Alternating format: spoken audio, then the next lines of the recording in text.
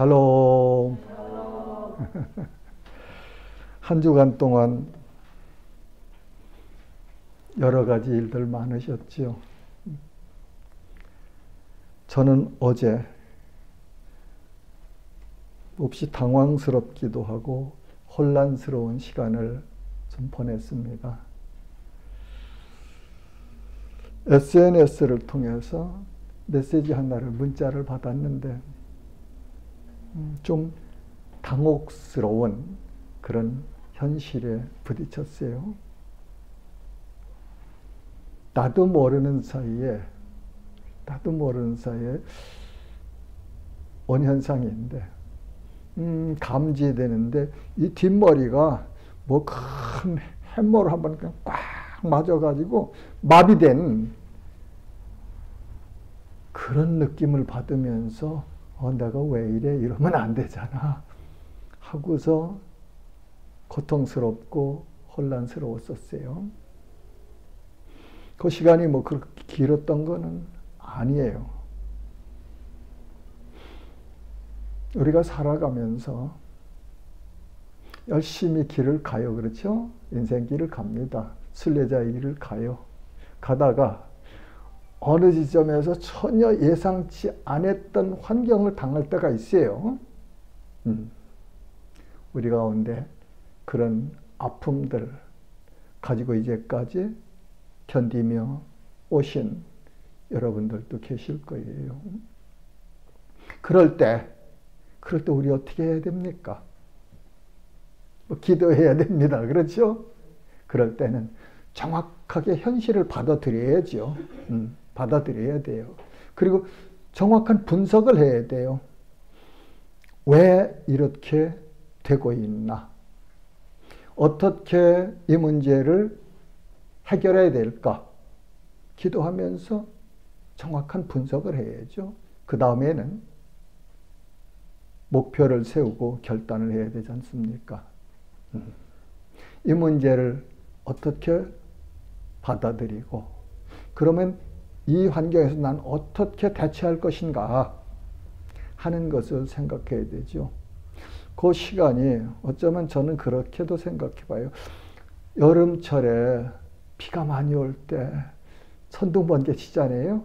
저 멀리서 그냥 불이 반짝하면 쫙 번개가 달려가는 듯이 그런 현상, 어쩌면 영적인 우리의 삶에서 전쟁에서 일어나는 그런 현상과 비슷하다 그렇게 생각을 해요. 아무튼 어제 그런 시간을 보냈고 오늘 하나님께서 평강을 회복시켜 주시고 기쁨을 회복시켜 주셔서 감사함으로 이 단에 섰습니다. 하나님의 은혜죠. 오늘 본문에 보면은 사울이라는 한 사람이 기독교 역사에 등장하는 그런 내용입니다. 사도행전 7장에 보면은 스데반 집사가 순교를 당하죠. 7장 58절에서 60절을 보면 성 밖으로 내치고 돌로 칠세 증인들이 옷을 벗어 사울이라 하는 청년의 발 앞에 두니라. 그들이 돌로 스데반을 치니 스데반이 부르짖어 이르되 주 예수여 내 영혼을 받으시옵소서 하고 무릎을 꿇고 크게 불러 이르되 주여 이 죄를 그들에게 돌리지 마옵소서 이 말하고 자니라. 성경은 우리 육신이 숨이 끊어졌을 때 어떤 사람은 죽었더라고도 표현하시고 어떤 사람은 자더라고도 표현하세요. 그런데 성경을 보면 성도들은 그리스도 안에서 주님 안에서 잔다 그렇게 가르쳐 주시죠. 그 다음에 사도행전 8장 1절에 3절을 보면 사울은 그가 죽임을 당함을 마땅히 여기더라. 그날에 예루살렘에 있는 교회에 큰 박해가 있어 사도 외에는 다 유대와 사마리아와 모든 땅으로 흩어지니라. 경건한 사람들이 스데반을 장사하고 위하여 크게 울더라. 사울이 교회를 진멸할세 각 집에 들어가 남녀를 끌어다가 옥에 넘기니라. 사울이라는 청년이 여호와 하나님을 섬기는 열심히 특심했습니다. 그가 보기에는 예수라는 이단이 나타나서 사울이 그 당시에 본 예수를 말하는 거예요. 그래서 많은 사람들을 현혹하고 그리고 모세를 통해 주신 율법을 지키는 이스라엘의 전통적인 신앙을 깨트리는 그런 현상을 보면서 울분을 품고 어떻게 하든지 내가 이 예수 믿는 자들을 잔멸하리라, 아주 없애리라, 이 땅에서 없애리라, 그 세력을.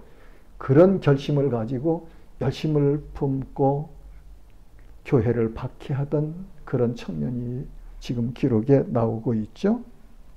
그런데 그 사울이라는 청년이 오늘 다메섹이라는 예루살렘에, 사울은 당시에 예루살렘에 있었어요. 그런데 다메섹은 저 아랍인데 그 다메섹으로 예수 믿는 자들을 잡으러 가는 그런 내용이 기록되어 있습니다. 사울이 주의 제자들에 대하여 여전히 위협과 살기가 등등하여 대제사장에게 가서 다메섹 여러 회당에 가져갈 공문을 청하니 이는 만일 그 도를 따르는 사람을 만나면 그 도는 예수 믿는 자죠. 예수 그리스도 십자가의 도를 따르는 사람을 만나면 남녀를 막론하고 여자나 남자나 불문하고 결박하여 예루살렘으로 잡아오려 함이라.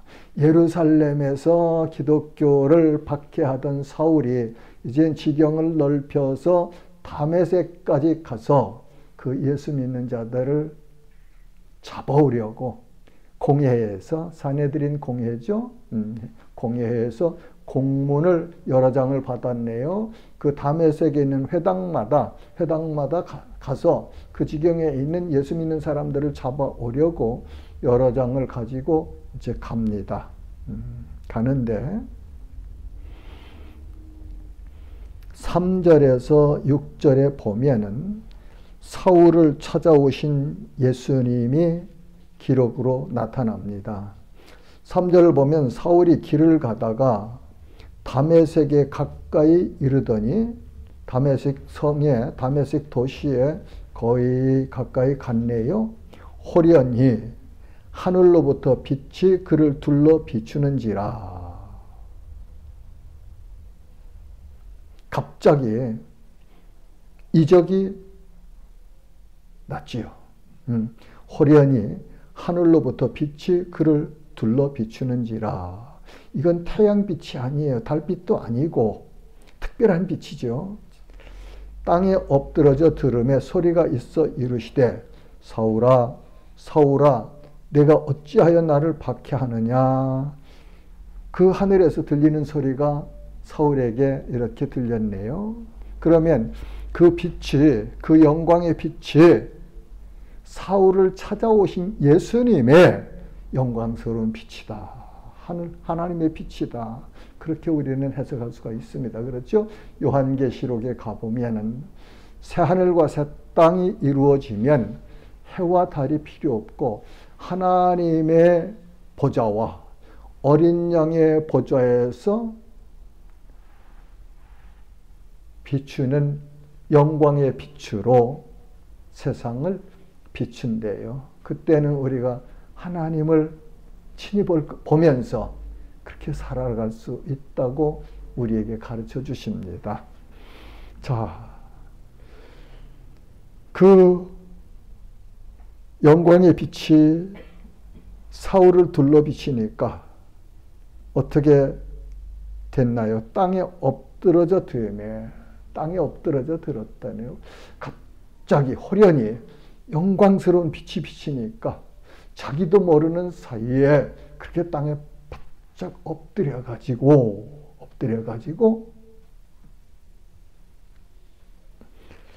있을 때에 소리가 들려오지요. 사울에게. 사울아, 사울아, 내가 어찌하여 나를 박해하느냐 하시네요. 사울이 묻습니다.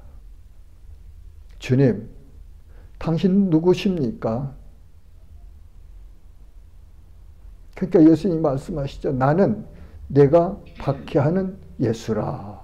예수님과 사울이 나누는 대화 내용을 보면서 우리가 깊이 이해해야 될, 생각해야 될 메시지가 있어요.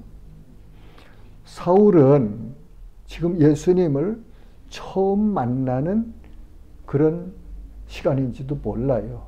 근데 사울이 예수님을 직접 핍박했거나 박해한 일이 없습니다. 그렇죠? 이제까지의 기록을 보면 무슨 일 했습니까? 교회를 핍박했고 예수 믿는 자들을 박해했고 못 믿게 했고 잡아다 옥에 가두었잖아요. 그러면은 예수님은 뭐라고 하세요? 나는 내가 핍박하는 예수니라 말씀하시는데 여기서 바울은 후에 서신서를 에베소에 보내는 서신서를 쓰면서 교회의 머리가 그리스도시다. 그리고 성도들은 그리스도의 몸이다 하는 사실을 기록해서 우리에게 알려주시잖아요. 그러니까 교회는, 성도는 예수 그리스도의 몸이다. 그리고 또한 예수님은 교회의 성도들의 머리시다. 주인이시다. 그런 해석을 서신서를 통해서 우리가 받을 수 있어요. 자, 그렇다면 이 시대에 하나님의 교회와 예수 믿는 사람들을 핍박하는 사람들은 어떻게 될까요? 이 말씀을 적용해보면 그들은 예수를, 하나님을 대적하는 일을 하고 있는 거예요. 그렇죠? 무섭습니다. 그들의 결말은. 그래서 우리는 그들에게까지 찾아가서 예수 그리스도의 복음을 전해야 됩니다. 하나님은 찾아오시는 분이세요. 하나님은 당신의 뜻을 이루시기 위하여 택하신 자기 사람들을 찾아오십니다. 창세기 3장 9절에 보면 아담이 하나님께서 말씀하신 명령하신 그 명령을 어기고 따먹지 말라는 선악과를 따먹고 하나님이 오시는 기척을 보고서 두려워서 숨었지요. 그럴 때 하나님께서 부르십니다. 아담아, 내가 어디 있느냐? 아담이 어디 있는 장소를 모르셔서 하나님이 부르셨겠습니까? 아니에요. 너 왜 지금 그렇게 됐느냐? 죄를 깨닫게 해주시는 하나님의 말씀을 불순종했던 아담의 삶을, 잘못된 것을 드러내주시는 부르심이다. 난 그렇게 해석을 합니다.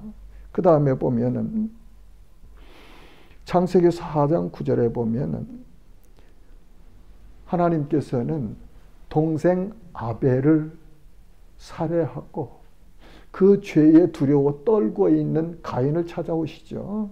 가인을 찾아오셔서 내 아우 아벨이 어디 있느냐? 하나님이 모르십니까? 가인이 동생 아벨을 살해한 것을 하나님이 모르셔서 물으시느냐고 아니에요. 죄로 인해서 떨고 있는 가인에게 내가 이렇게 범죄했어 하면서 하나님께 실상을 가르쳐 주시고 그리고 너도 돌이켜 새 사람이 될 수 있노라 하시는 메시지로 저는 봤습니다. 그 다음에는 창세기 6장 7장에 보면 노아 시절에, 노아가 살던 시절에 세상이 너무 부패했어요. 너무 부패했어요. 죄악으로 관영했다고 그래요. 그 말은 뭡니까? 하나님을 떠나고 세상 쾌락과 헐락과 육신의 정욕대로 그렇게 살아가는 세상 사람들을 보시면서 하나님께서 사람 지으신 것을 한탄하셨다고 하시잖아요. 그러시면서 노아 보고 너 방주 만들어라. 정확하게 설계를 해주시면서 이렇게 만들어라 말씀하셨어요. 다 끝났을 때 방주 많은 일이 있을 때 너와 내 가족들은 이 방주로 들어가라. 왜요? 세상을 심판하시는 홍수 심판하시는 그 현장에서 하나님께서는 노아와 그의 가족들 7사람 토탈 8사람을 구원하시거든요. 그래서 그 방주를 구원의 방주라. 하나님께서는 이렇게 죄를 심판하시는 가운데서도 하나님의 사람을, 하나님의 백성들을 구원하시는 구원자 하나님은 자기 백성들을 찾아오시는 하나님이세요. 그 다음에 보면 또 아브라함을 찾아오시죠. 창세기 12장 1절에 보면은 여호와께서 아브라함에게 이르시되, 찾아오셨으니까 말씀하시는 거 아니에요? 여호와께서 아브라함에게 지금 말씀을 하시는데 찾아오셨으니까 말씀하시는 거란 말이죠. 들을 수 있단 말이죠. 환상으로 오셨는지 어떻게 오셨는지 그건 우리는 모르지만 말씀하십니다. 너는 너의 고향과 친척과 아버지의 집을 떠나 내가 내게 보여줄 땅으로 가라. 믿음의 조상을 세우는 아브라함, 그 과정에서 하나님께서 이렇게 찾아오셔서 할 일을 가르쳐 주시죠. 그 다음에 또 하나님 모세를 찾아오시죠. 모세를 출애굽기 3장 4절에 보면은 모세가 3장에서 보면 미디안 광야에서 장인 이드로의 양을 치는 그런 목자로 살고 있었을 때 어느 날 양치기를 하는데 호렙산에 보니까 가시나무에 불이 붙는데 불이 번져가지는 않고 불이 있던 광경을 보면서 이상히 여겼다고 그래요. 그래서 갔습니다. 그 불이 있는 곳에 가니까 하나님께서 모세야, 모세야, 내가 선 곳은 거룩한 땅이니 내 발에서 신을 벗어라. 그러시면서 모세를 부르셔서 애굽에서 종살이하면서 탄식하고 있는 자기 백성 히브리인들을 출애굽시키시는 그 사명을 주시죠. 우연입니까? 아니에요. 하나님은 하나님의 일을 이루어 가시는 그 길에서 자기가 택하신 백성들을 찾아오시는 하나님이세요. 그 하나님은 우리를 구원하시기 위해서 하늘 영광 높고 영화로운 그 보좌를 버리시고 성자 예수님이 이 땅으로 인간 역사 속으로 사람의 모양을 입고 찾아오신 분이에요. 그분이 안 오셨다면 우리에게는 아무 소망이 없습니다. 무슨 소망이 있겠습니까? 그분이 만약에 안 오셨다면 우리의 구원은, 지금 우리가 누리는 이 구원은 받을 수가 없었지요. 그렇게 하나님은 찾아오시는 하나님이세요. 예수님께서도 제자들을 찾아가셨어요. 저 갈릴리의 바닷가에서 고기 잡는 어부들이었던 그 제자들, 베드로와 또 요한, 야고보, 안드레 이렇게 찾아가셨잖아요. 그래서 부르셨다거든요. 그 예수님께서 이 땅에 오신 구속사역을 이루시고 승천하신 그 예수님께서 사울이 살기가 등등해서 다메섹으로 가는데 그 현장에 사울을 찾아오셨잖아요. 그러니까 사울아, 사울아, 내가 왜 나를 핍박하느냐? 사울이 묻습니다. 주님, 당신 도대체 누구십니까? 예수님 말씀하십니다. 나는 내가 핍박하는 예수라. 찾아오셔서 사울을 개인적으로 만나 주셨고, 그리고 사울이 지금 무엇을 잘못하고 있는지를 가르쳐 주시고 계시잖아요. 그렇게 하나님은 지금도 우리 밖에 있는 자기 양들을 찾으십니다. 그러시면서 누가 우리를 위하여 갈꼬? 누가 우리를 위하여 갈꼬? 이사야서에 기록된 이사야가 성전에서 기도하다가 수룹 가운데 계신 여호와의 영광을 보고 들을 때 누가 우리를 위하여 갈꼬 하시는 말씀을 듣고 헌신하죠. 주여, 내가 여기 있나니 나를 보내소서. 지금도 우리 밖에 있는 잃어버린 양들을 찾으시면서 누가 우리를 위하여 갈꼬 탄식하시는 주님의 음성을 우리 가슴속으로 들으면 참 좋겠습니다. 저는 어제 일주일 전부터 이 말씀을 묵상했어요. 어제 이제 마무리하면서 그렇게 당황스러운 환경 가운데 이 말씀을 정리를 하면서 많이 울었습니다. 많이 울었습니다. 눈물 얼마나 흘렀냐고요? 눈물은 안 흘렸어요. 눈물은 안 흘렸는데 가슴이 찢어지는, 마음이 찢어지는 것처럼 아리고 아프고 얼마나 그냥 애통하는 마음을 주시든지 감당할 길이 없었습니다. 은혜였죠. 은혜였습니다. 은혜였어요. 정말 많이 울었습니다. 아프게 통곡 소리는 못 냈지만 내 마음이 찢어지듯 아파가면서 이 말씀을 정리하면서 그렇게 감동을 받았어요.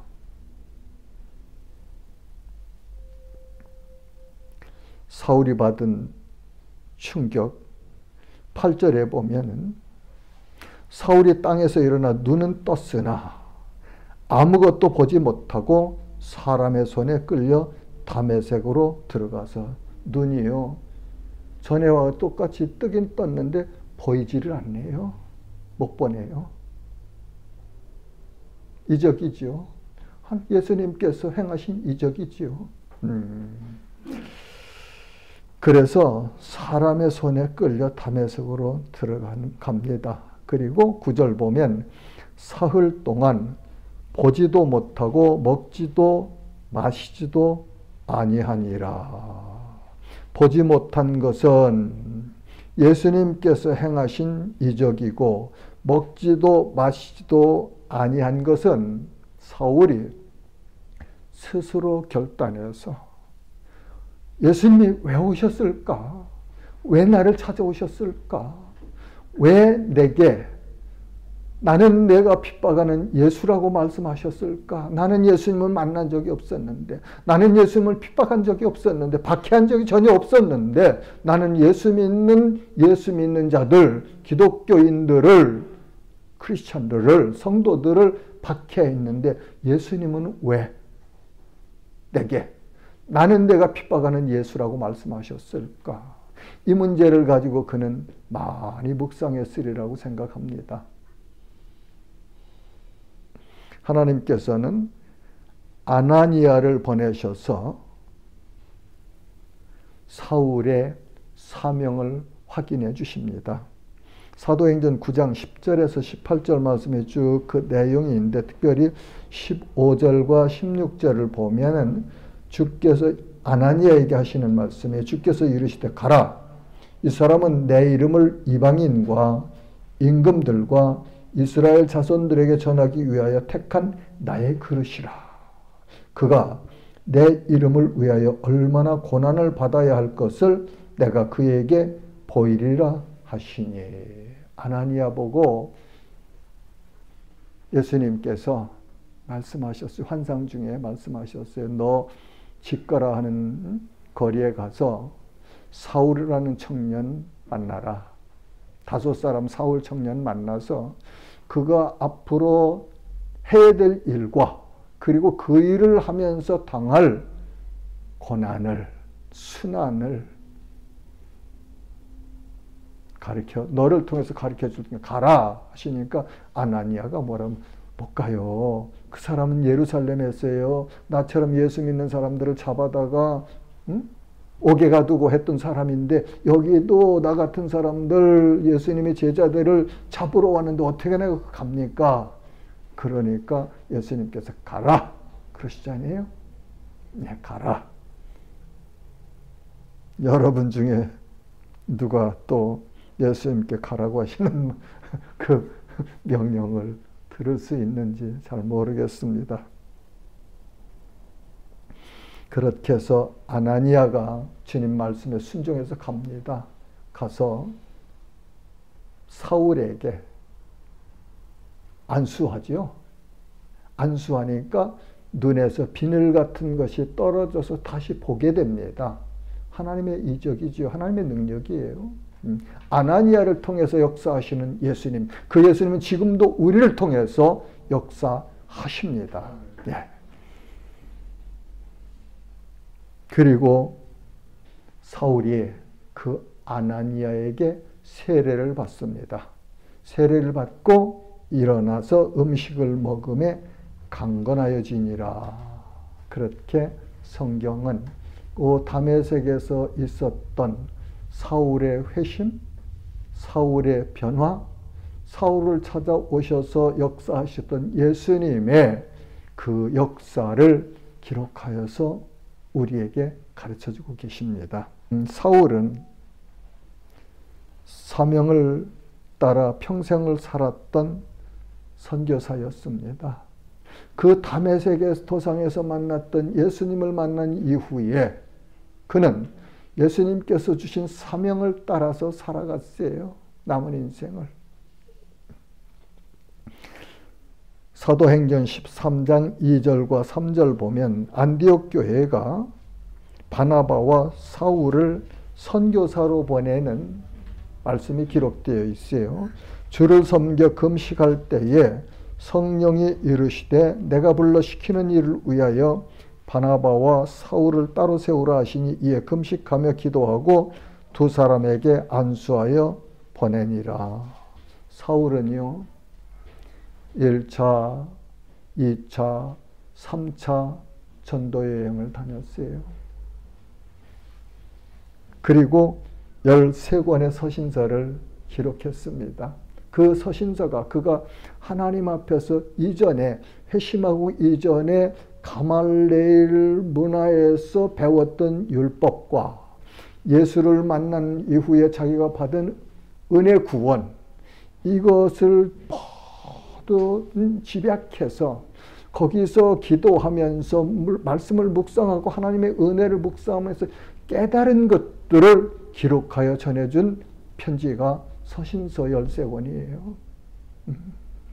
그러니까 사울은 선교 현장에서 선교사로 사역을 하면서 하나님의 역사하신 그 은혜의 복음을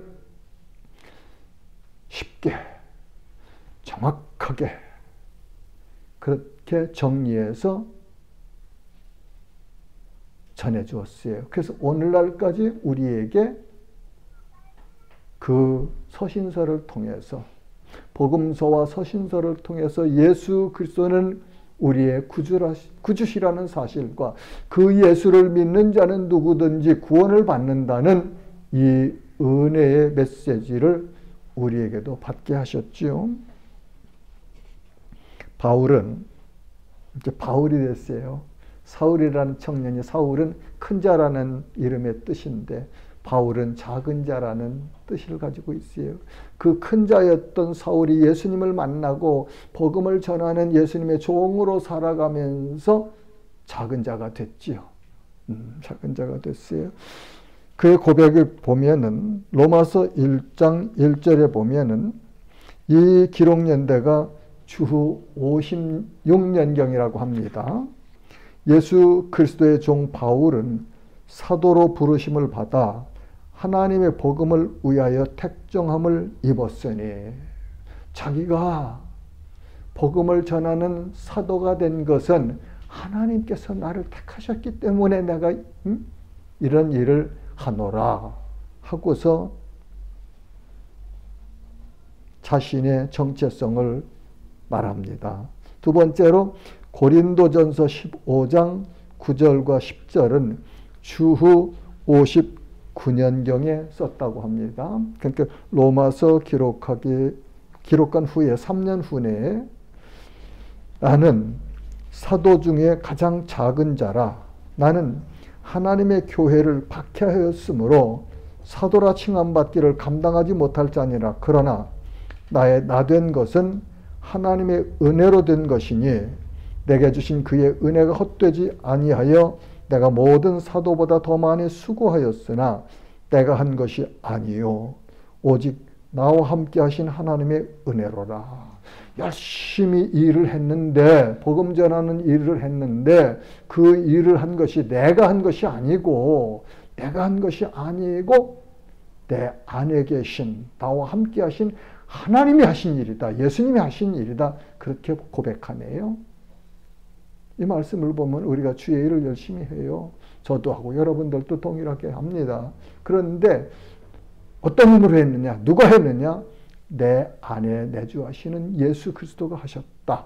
그래서 예수님은 복음서에서 보면은 종은 열심히 충성스럽게 일하고 주인 앞에 섰을 때 나는 무익한 종입니다. 한 고백하라고 하시잖아요.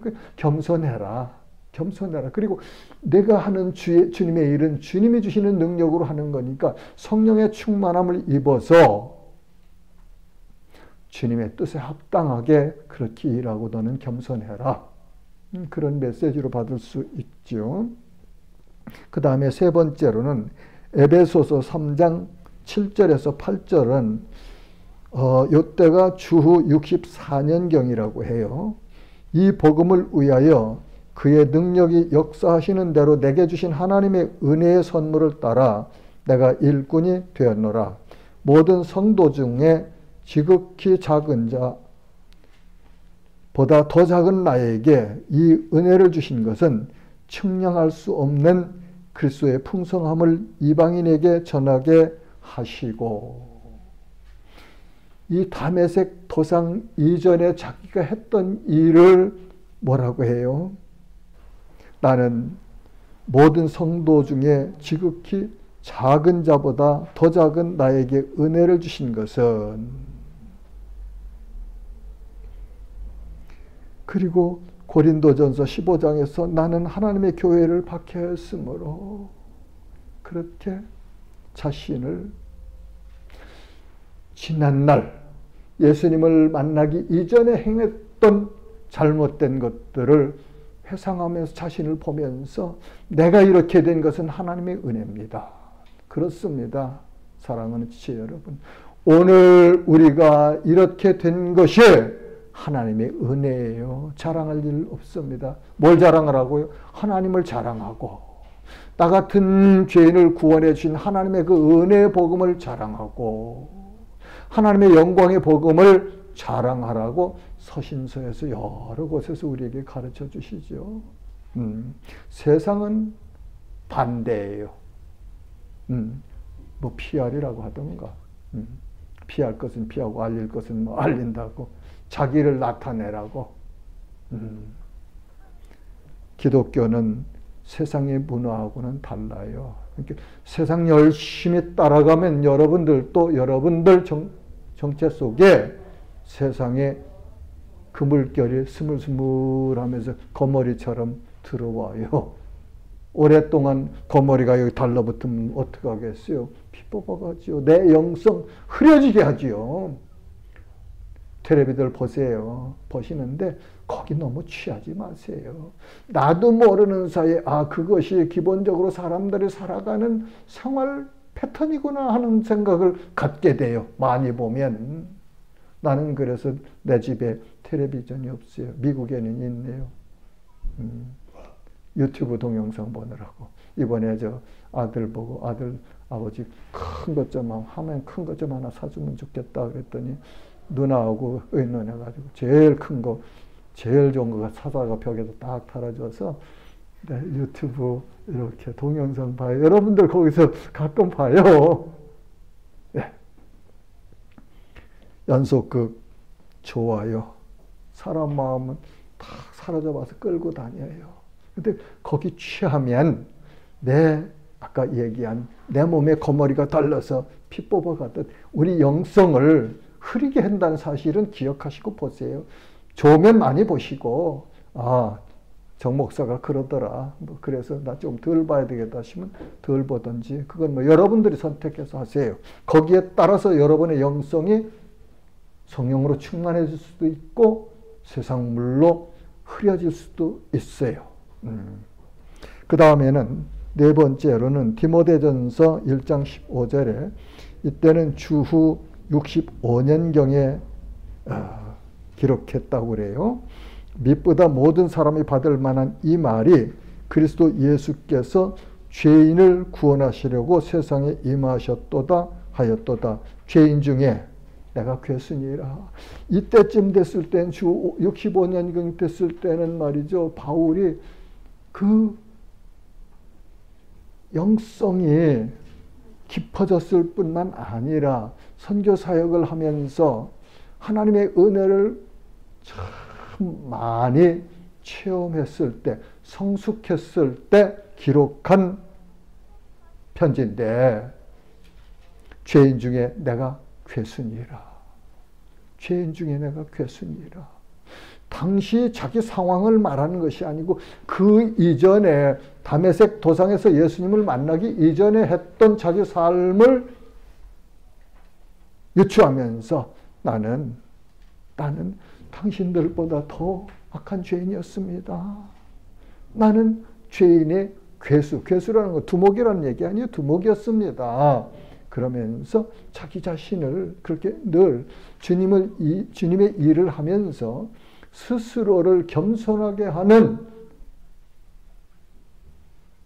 도구로 사용하고 있는 것을 보면서 오늘 우리가 은혜 안에서 충만해야 되고 기쁨과 감사가 넘치는 삶을 살아야 되면서 내가 구원받기 이전에 하나님 앞에서 행했던 그 죄악들의 모습을 보면서 세상 사람들은 구원받지 못한 사람들은 지금도 내가 예수님을 만나기 이전에 구원받기 전에 이전에 살았던 그 모습으로 살고 고통하고 있다는 사실을 보면서 내가 만난 그리스도, 나를 찾아오신 구주 예수, 그분을 전하는 삶을 살아야 될 것입니다.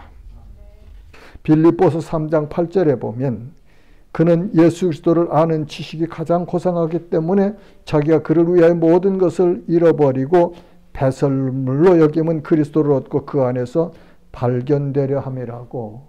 예수 그리스도를 만난 이후로는 그리스도를 아는 지식이 가장 고상하기 때문에 율법으로는 해결할 수 없는 죄의 문제를 그리스도를 통해서 해결함을 받는 이 지식이 가장 고상하기 때문에 이전에 자기가 자랑했던 것, 이전에 붙잡고 늘어졌던 그 율법을 배설물처럼 버렸다 말하는 거예요.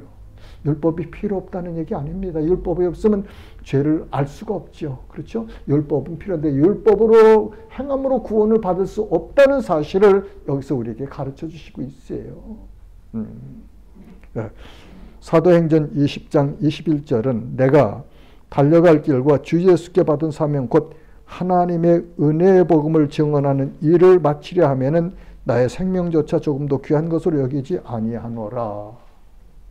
에베소 장로님들을 밀레도에 오라고 해서, 밀레도는 에베소서 조금 남쪽으로 이렇게 있는 지역인데 거기 오라고 해서 고별 설교를 헤어지면서 설교를 하면서 하는 고백입니다. 사명을 따라 살아갔던 그 바울, 다메섹 도상에서 자기를 찾아오신 예수님을 만났던 그 사울이라는 사람은 이전에 자기가 예수 믿는 사람들을 박해하는 삶을 살았던 것처럼 예수 그리스도의 복음을 전하다가 믿지 않는 자들에게 로마에서 참수당하면서 순교했어요. 참 아이러니하죠? 예수 믿는 것이 잘못됐다고 그렇게 예수 믿는 자를 박해하고 핍박하던 그 사울이 다메섹 도상에 찾아오신 예수님을 만난 이후로는 변화되어서 그 예수를 믿으면 구원받는다는 이 진리를 전하다가 이전에 자기처럼 예수 믿는 자들을 핍박하는 사람들 손에 참수당하는, 순교하는 그런 인생을 마쳤습니다. 사랑하는 지체 여러분, 하나님께서 우리를 사랑하십니다. 그 증거가 사울을 부르셔서 전도자로 보내주셨고 기독교 2000년 역사 가운데 바울의 후배 선교사들이 끊임없이 일어나 온 열방에 복음을 전하고 있습니다. 그분들의 헌신을 통하여 우리에게도 복음이 전하여 왔습니다. 우리는 하나님의 사랑을 입어 그분들이 전하여 준 복음을 들었습니다. 하나님은 성령으로 우리를 감동하시고 복음을 믿는 믿음을 주셨습니다. 그로 인하여 우리들은 하나님의 자녀가 되었습니다. 이것이 하나님의 은혜이며 사랑입니다. 우리들도 하나님께 받은 이 사랑을 이웃들에게 전해야 합니다. 누구든지 예수 그리스도를 주님으로 믿는 자는 구원을 받는다는 복음을 전하는 삶에서 충성하며 승리하시는 은혜가 있으시기를 주님의 이름으로 축복합니다. 하나님 은혜 감사합니다.